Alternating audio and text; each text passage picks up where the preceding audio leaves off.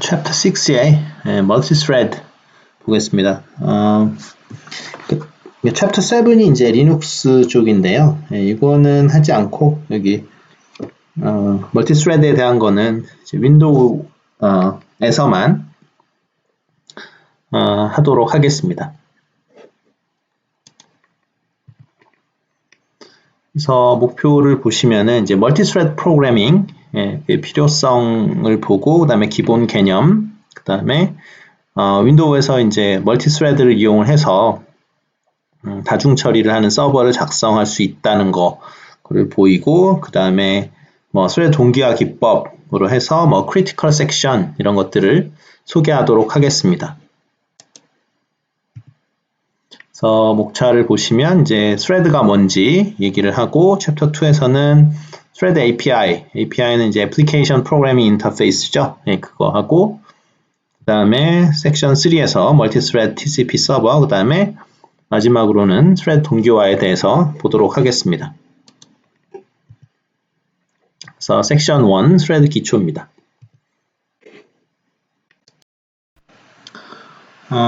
그래서 이 TCP 서버 클라이언트 예제에서 우리 4장에서 했던 이제 예제에서 발생하는 문제를 보면요. 그러니까 2개 이상의 클라이언트가 서버에 접속을 했을 때 이 서버가 동시에 2개 이상의 클라이언트한테 이제 서비스를 할 수는 없다라는 거죠. 그래서 무슨 말이냐면, 여기 지금 위에 있는 프로그램이 이제 서버 프로그램이고, 그 다음에 여기 밑에 있는 게 지금 첫 번째 클라이언트고, 이제 두 번째 클라이언트 프로그램을 우리가 실행을 한 거죠. 근데 메시지가 지금 보면은 첫 번째 클라이언트입니다 라는 거고, 그 다음에 두 번째 클라이언트는 두 번째 클라이언트입니다 이렇게 보냈는데, 보면은 그 서버는 이 첫 번째 클라이언트에 대해서만 그 서비스를 제공을 하고 있는 거죠. 첫 번째 클라이언트입니다 라고 프린트를 함으로써. 그래서 그러니까 2개 이상의 클라이언트한테 그 서비스를 동시에 제공을 할 수가 없다라는 문제를 보여주고 있는 거고요. 그래서 이제 멀티스레드를 사용을 한다라는 거죠. 그래서 프로세스를 여러 개의 스레드로 나누고 그 스레드에 대해서 이제 서비스를 한다라는 거죠. 그러니까 어떤 마이크로 프로세스라고 생각을 하면 되겠습니다. 그러니까 프로세스 자체를 그거를 처리하는 것이 아니라 여러 개의 프로세스로 쪼개가지고 그것들이 동시에 실행되게 만드는 거. 그래서 그거 하나하나를 이제 스레드라고 우리가 부르게 됩니다.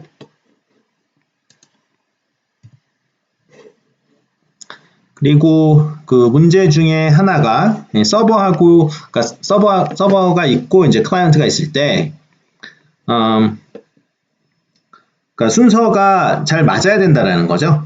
그래서 send하고 receive 함수의 그 호출 순서가 서로 맞아야 된다라는 거고, 그래서 만약에 동시에 어떤 서버하고 receiver, 그러니까 서버하고 클라이언트가 receive 함수를 호출하는 경우에는 서로 계속 대기를 하고 있는 거죠. 그래서 먼저 누가 샌드를 해주기를 계속 대기하고 있기 때문에 여기서 소위 말하는 교착 상태, 즉 데드락이라는 것이 발생을 하게 됩니다. 그래서 데드락이라는 건 뭐냐면은 이제 아무 일도 하지 않으면서 시간만 계속 가는 거.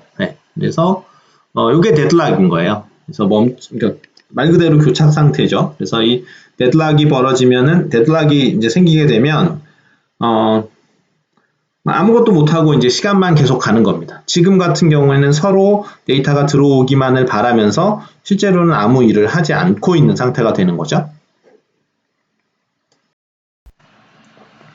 자, 그래서 이 다중 처리 문제, 그러니까 서버가 하나 있는데, 그러니까 여러 개의 클라이언트가 있는 거죠. 그래서 서버 입장에서는 이제 여러 개의 클라이언트에 대해서 대응을 해줘야 되는데, 이걸 어떻게 해결을 할 것이냐 하는 문제가 있는 거죠. 그럴 때 여기서 뭐 3가지 방법을 이야기를 했는데, 하나는 서버가 각 클라이언트하고 통신하는 시간을 짧게 줄이는 거. 그러니까 뭐냐면 이 클라이언트가 전송을 하고 그냥 커넥션을 끊는 거예요, 이거는. 그래서 그러니까 실질적으로 그 대응하는 서버는 그러니까 원바이 원으로 거의 이제 대응을 하는 거죠. 왜냐하면 어떤 클라이언트한테 서비스를 했을 때 그 클라이언트가 계속 그 서버에 매달려 있는 것이 아니고 통신이 끝나면은 그냥 사라지기 때문에 이거는 뭐 쉽게 구현이 가능하겠죠. 예, 그래서 그게 장점이 되겠지만, 기본적으로 대용량 데이터를 전송하는 그 애플리케이션 프로그램이 있을 때는 적합하지 않겠죠. 왜냐하면 각 클라이언트가 한번 접속을 하면 굉장히 대용량의 어떤 그 통신이 이루어지느라고 금방 서비스가 끝나지 않는 거예요. 예, 그러니까 다른 클라이언트를 처리하려면은 이제 당연히 웨이트를 계속 해줘야 되겠죠. 다른 클라이언트는. 그러니까 먼저 온 클라이언트가 서비스 할 때까지 뭐 기다린다거나 이런 일들이 발생을 할 거고요. 여기서 이제 이 챕터에서 소개를 하는 방법이 바로 멀티스레드를 이용을 하는 거죠. 그래서 각 클라이언트를 그 서비스를 하는데 서버 프로그램이 그 프로세스를 하나만 돌리는 것이 아니라 그것을 여러 개의 스레드로 나눠가지고 그 각 클라이언트마다 할당을 해주면은 각 스레드들이 그 서버에서 돌아가는 그 스레드가 독립적으로 각 클라이언트를 서비스하겠다 이런 내용입니다. 그래서 상대적으로 우리가 11장, 12장에서 배울 그 소켓 입출력 모델보다는 구현이 쉬운 편이고, 그런데 단점은 뭐냐면 클라이언트가 늘어날수록 그만큼 실행해야 되는 스레드 개수는 많아지겠죠. 그러니까 서버의 시스템 자원을 많이 사용하는 그런 단점이 있습니다. 예, 그리고 이제 데드락 같은 경우에 해결책이 사실 뭐 별게 없습니다. 예, 데드락 같은 경우는 우리가 뭐 컴퓨터가 먹통이 되면 어떻게 해요? 뭐 그게 뭐 방법이 있는 게 아니라 보통 리셋하죠. 예, 그거랑 비슷합니다. 그래서 이거를 데드락인지 아닌지를 계속 체크하거나 이런 루틴들을 만들게 되면은 그게 오히려 성능을 떨어뜨리게 되죠. 그렇죠? 왜냐하면 컴퓨터 입장에서는 OS 입장에서 계속 데드락인지 아닌지 체크하게 되면 일을 안 하고 계속 그 체크하느라고 시간이 가잖아요. 네, 그렇기 때문에 일반적으로 데드락에 대해서도 알고는 있는데 뭐 그렇게 대단한 해결책이 있진 않죠. 네, 이것도 뭐 마찬가지입니다. 그래서 데이터 송수신 부분을 잘 해결하면, 잘 설계하면 뭐 해결이 된다. 이거는 뭐 잘이라는 말이 사실 뭔지도 뭐 명확하지도 않고요. 그 다음에 이제 소켓에 타임아웃 옵션을 적용하는 거. 이건 하나의 방법이 되겠죠. 그래서 기다리고 있는데 데이터를 리시브하길 기다리고 있는데 데이터가 오질 않아요. 그러면은 어느 정도 시간이 지난 다음에는 이제 기다리는 걸 멈추고 다음 코드를 진행한다라는 얘기죠. 구현하기는 뭐 굉장히 쉽습니다만 어쨌든 뭐 성능이 그렇게 좋은 건 아니겠죠. 어쨌든 타임아웃 할 때까지는 일을 못 하니까요. 그 다음에 non-blocking 소켓 사용하기. 이거는 이제 뒤에 챕터에서 뒤에 나오긴 하겠습니다만 그 블로킹이라는 것도 이제 굉장히 비슷합니다. 좀 전에 그러니까 데드락이 발생을 했을 때 그러니까 일반적으로 어떤 그 소켓 펑션이 실행을 한 다음에 다음 코드를 진행을 안 하고 이제 코드가 멈춰져 있는 경우가 많다라는 거죠. 그게 다 이제 블로킹 상태라는 게 그겁니다. 그러니까 뒤에 걸 진행을 안 하고 가만히 있는 상태. 근데 그런 일을 하지 않게 소켓을 설계를 하겠다라는 거죠. 이제 그게 이제 non-blocking이 되는 거예요. 그 다음에 이거는 뭐 뒷부분에서든 여기 뭐 소켓 입출력 모델 사용하겠다라는 건데요. 이것도 11장에서 다루도록 하겠습니다.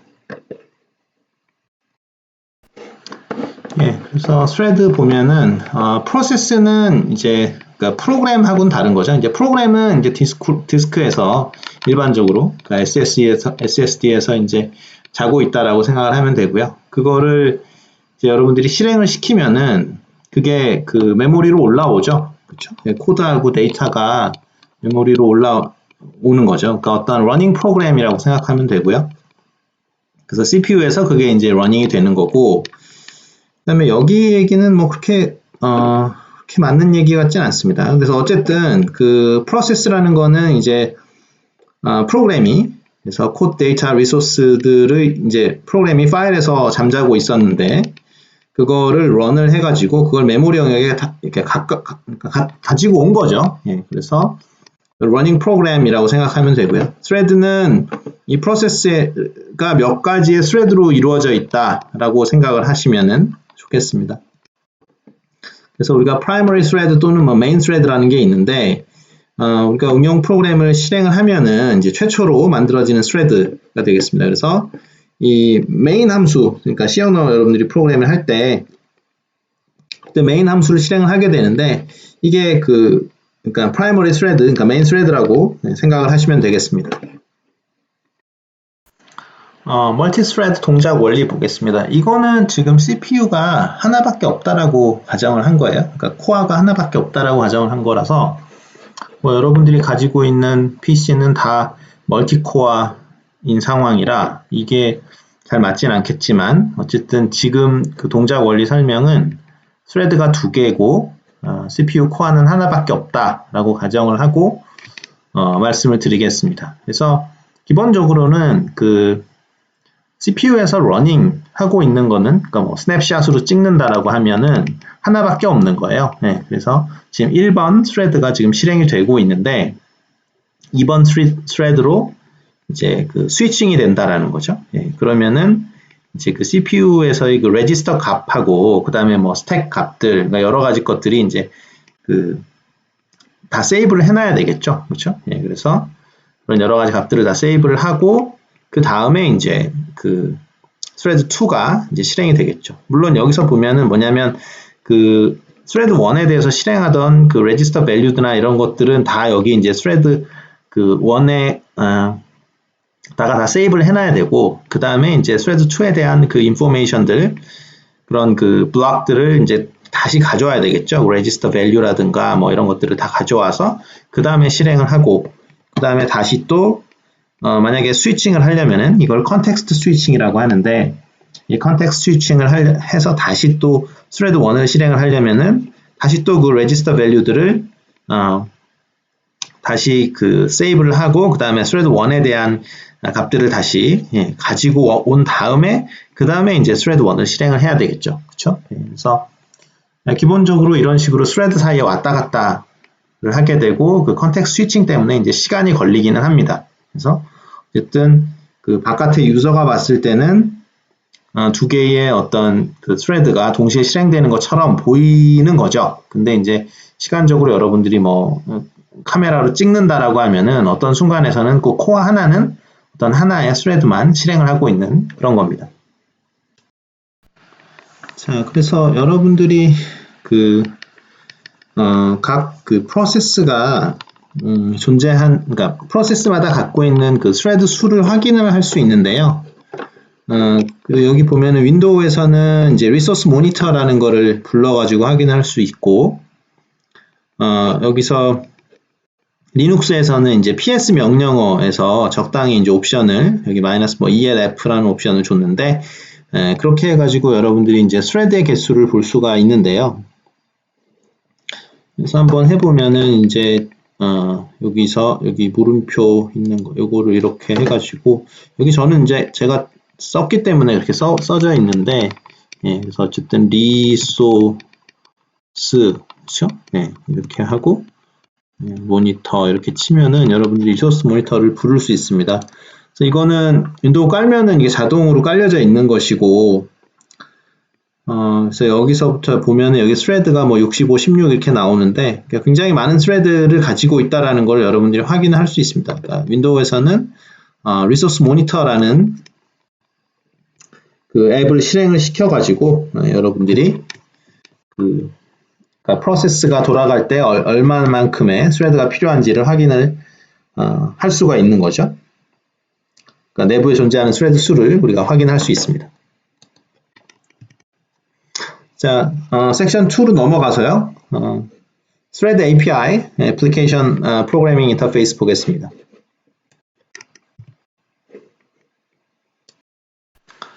자, 그래서 멀티스레드 프로그래밍을 하려면은 이제 스레드를 만들고 그다음에 뭐 종료를 할 줄 알고 그래야 되겠죠.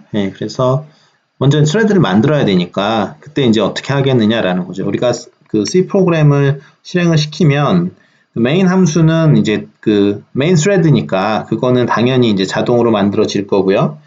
우리가 그 안에 어떤 함수 f라는 함수가 있을 때 이거를 이제 스레드로 따로 떼어가지고 동시에 실행을 시키고 싶은 거죠. 이제 그럴 때 어떻게 해야 되느냐라는 문제인데요. 그때 그 함수 이름이 곧 그 함수의 시작 주소를 의미를 합니다.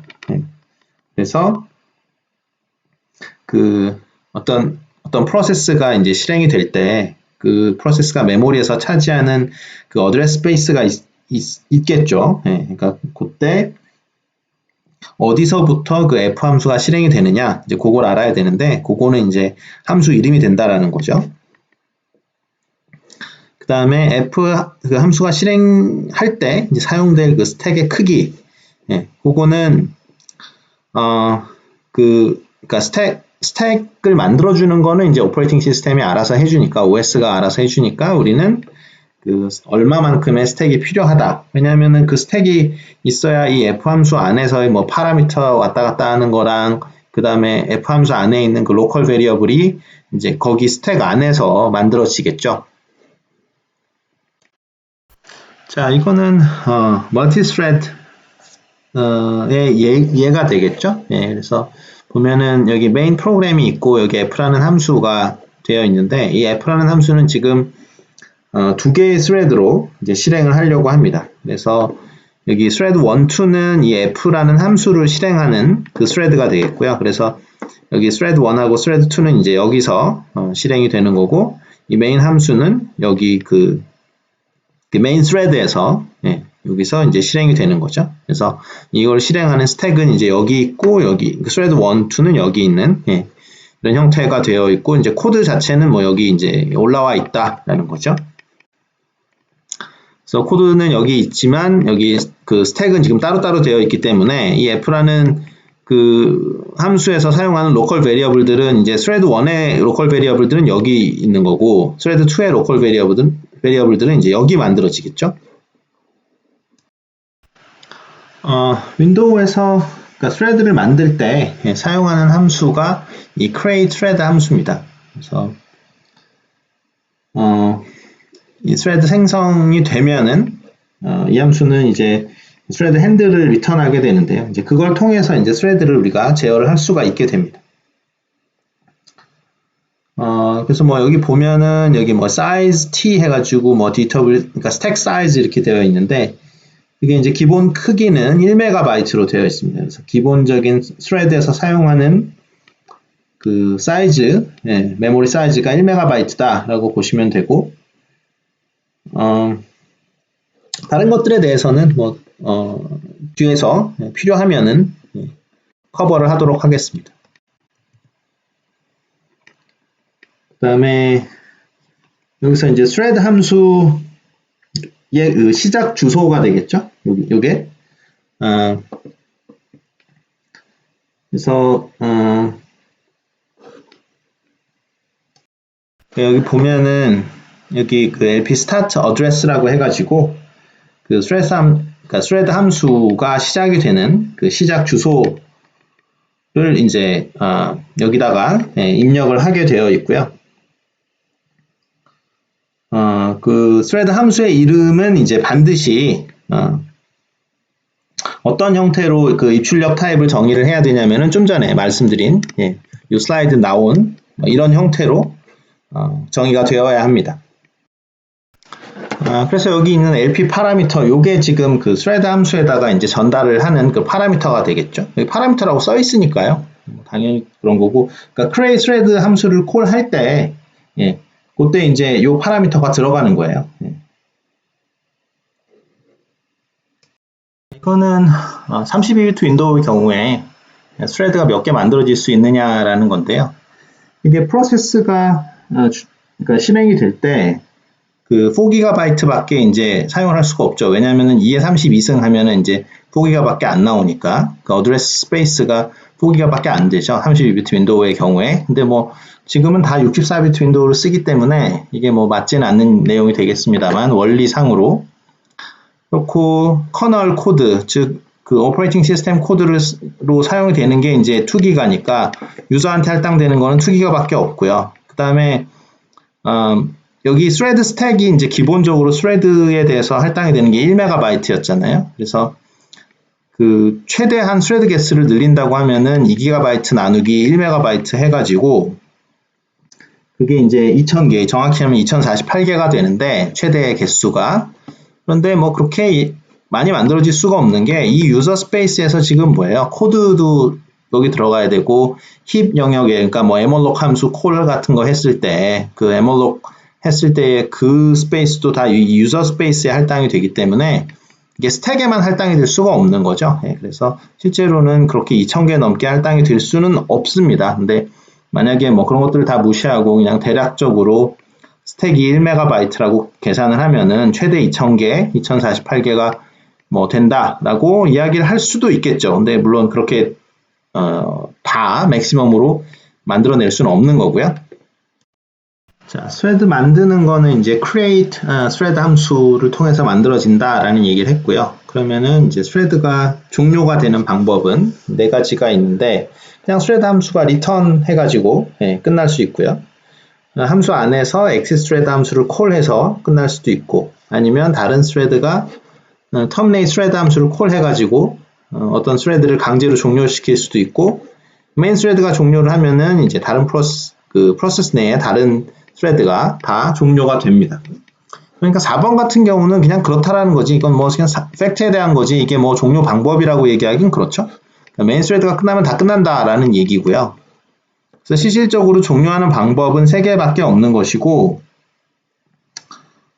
일반적으로는 이제 3번은 이제 반드시 필요할 때 꼭 필요할 때만 즉 그러니까 다른 스레드가 어떤 스레드를 강제로 종료하는 거 이거는 이제 꼭 필요할 때만 사용을 하고 일반적인 방법은 뭐 1 또는 2번 그쵸? 라고 보면 되겠습니다. 그래서 return 하거나 아니면 그 exit thread 함수를 그 스레드 안에서 자체적으로 콜 해가지고 종료가 된다라는 거죠. 자, 그래서 exit thread 함수하고 이 terminate thread 함수의 그 원형을 보여줍니다. 그래서 exit thread 함수는 어차피 자기 자신에서 콜하는 거니까 이 종료할 스레드를 가리키는 그 핸들을 넣을 필요가 없겠죠. 파라미터에. 종료 코드만 넣으면 되는데 이 terminate thread 같은 경우는 다른 스레드에서 이 스레드를 킬하고 있는 거기 때문에 종료할 스레드를 포인팅하고 있는 그런 핸들이 여기 반드시 필요하다. 파라미터로 그렇게 봐주시면 되겠습니다. 자, 스레드 관련된 예제를 한번 보도록 하겠습니다. 그래서 여기 thread test 1이라는 프로그램인데요. 소스 코드를 보면은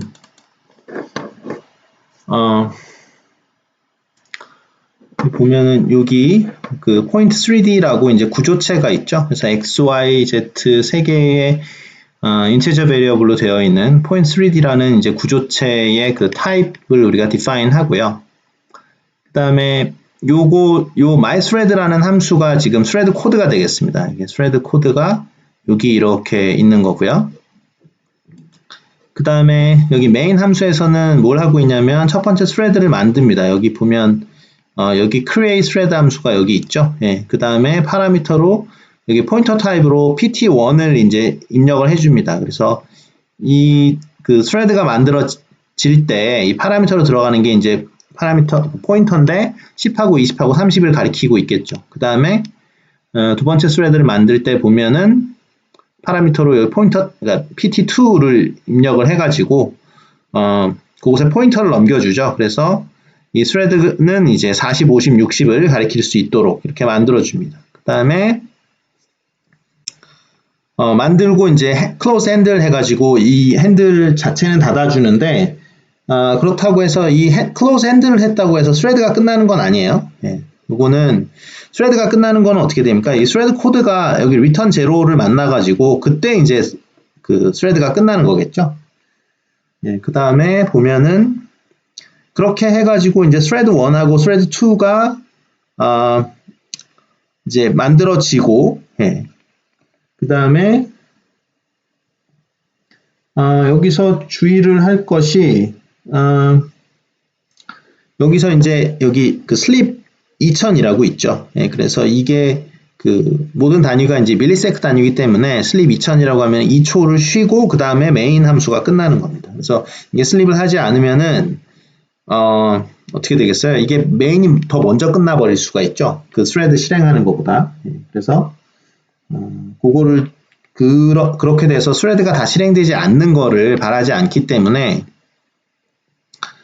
우리가 어떻게 하냐면은 여기다가 슬립을 넣어가지고 이 메인 스레드가 빨리 끝나지 않도록 그렇게 해주고 있습니다. 여기서 슬립을 이렇게 집어넣어놨죠. 그 다음에 그래서 하는 거 보면은 printf 해가지고 여기 get current thread id 해서 지금 현재 그 thread id를 프린트하게 되어 있고요. 여기도 보면은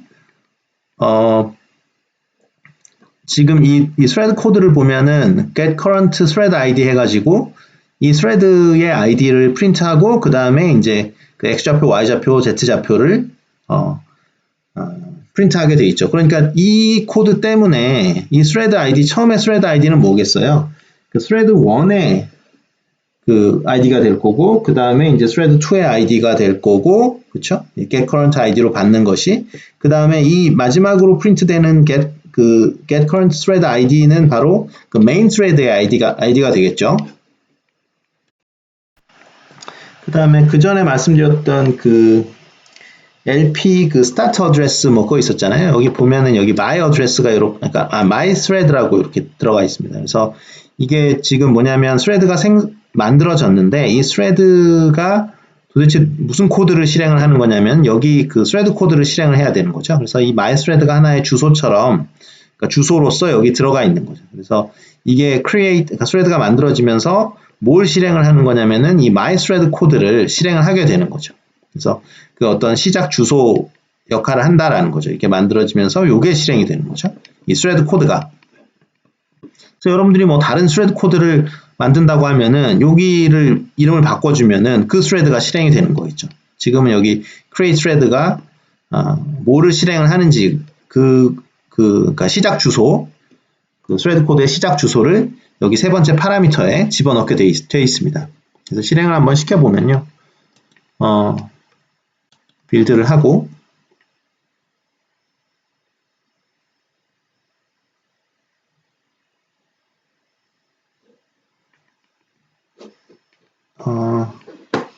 그러면 약간 다시 한번 살펴보겠습니다. 뭔가 어려웠던 것 같은데요.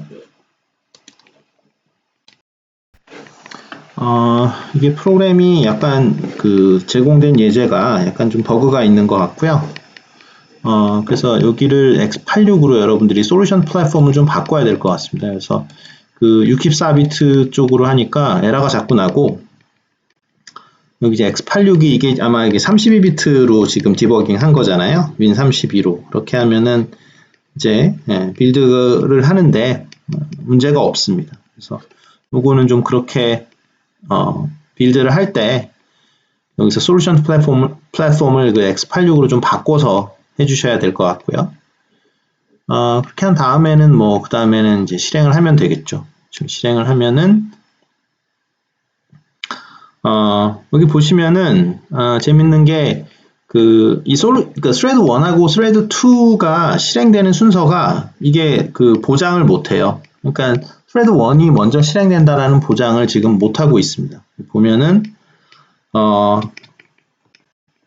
이게 지금 그쵸? 실행 지금 순서가 좀 마치 왜냐하면 여기서도 이제 슬립 해가지고 요 thread 코드도 1초 동안 슬립 한 다음에 이제 실행이 되잖아요. 그래서 보면은 오히려 지금 이 running main이 먼저 실행이 됐네요.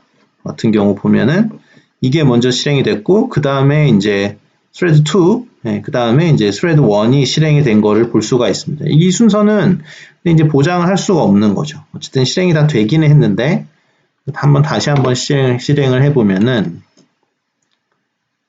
자, 실행을 해보면은 지금 같은 경우에 메인이 먼저 나왔는데 지금 같은 경우는 또 어때요? 좀 또 뒤집혔죠, 순서가. 그래서 요거는 이제 thread ID가 되겠고, 근데 어쨌든 10, 20, 30이 먼저 프린트아웃 된다라는 거는 이제 이 첫 번째 thread가 먼저 실행이 된 거를 볼 수 있습니다. 그래서 여러분들이 그 싱크를 맞추는, 즉 어떤 thread가 먼저 반드시 실행이 돼야 된다라고 하려면은 또 다른 어떤 거를 뭔가를 해줘야 되겠죠. 그래서 지금 이 프로그래밍 상태에서는 어느 thread가 먼저 실행이 된다라는 보장을 전혀 할 수가 없는 상황이에요.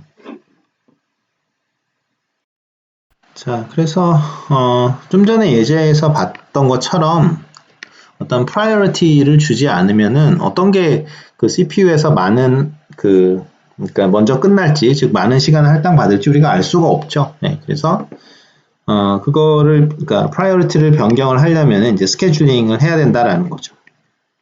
그래서 thread 스케줄링이 필요하다라는 거고요. 우리가 만약에 특정한 thread가 먼저 빨리 실행이 되기를 바란다면은 당연히 priority를 조정을 해줘야 되겠죠. 그래서 그런 걸 뭐라 그러냐면은 이제 priority level이라고 한다라는 거죠. 프로세스의 경우에는 이제 priority class라는 말을 씁니다. 자, 그래서 여기 있는 거는 이제 그러니까 윈도우에서 윈도우 오퍼레이팅 시스템에서 그 우선순위 priority class를 보여줍니다. 그래서 뭐 실시간이어야 되느냐 이 프로세스가 아니면 뭐 프로세스의 그 priority가 높아야 되느냐 아니면 보통이냐 뭐 낮냐 뭐 이런 거 그렇죠? 이런 것들이 있고요. 여기 보면은 이제 above normal priority class니까 이거는 이제 그러니까 이 high priority면은 아주 높은 그 프로세스의 priority가 아주 높은 거고요. 이거는 이게 조금 높은 거고 이건 뭐 below normal이니까요. 이거는 이제 약간 priority를 낮춰놓는 거. 그래서 총 5개 레벨이 있고 real time priority 해가지고 이제 가장 그 어떻게 보면은 그 priority가 높은 게 되겠죠. 왜냐면은 real time이라는 것은 말 그대로 뭐예요? 그 시간 제한이 있어가지고 그 시간을 넘겨서 실행이 되면은 아무런 의미가 없다라는 뜻입니다. 그래서 real time이라는 게 그러니까 대부분의 경우는 일이라는 게 이제 나중에 끝나도 뭐 별 문제가 없는 경우가 있잖아요. 그러니까 빨리 끝나면 좋은데 나중에 끝나도 된다, 괜찮다 뭐 이런 경우가 있고 아예 나중에 그게 일이 되면은 아무런 의미가 없는 경우가 있습니다. 그런 경우가 이제 우리가 real time이라고 하는 거죠. 그러니까 real time은 최우선적으로 우리가 실행을 해줘야 되겠죠. 왜냐하면 이게 늦게 끝나면 아무런 의미가 없으니까요. 그래서 윈도우에서 이 프로세스의 그 priority class를 여러분들이 작업 관리자에 들어가 가지고 볼 수가 있다라는 거죠. 그리고 우선순위 설정도 여러분들이 해줄 수 있습니다. 여기 세부 정보에 들어가서요.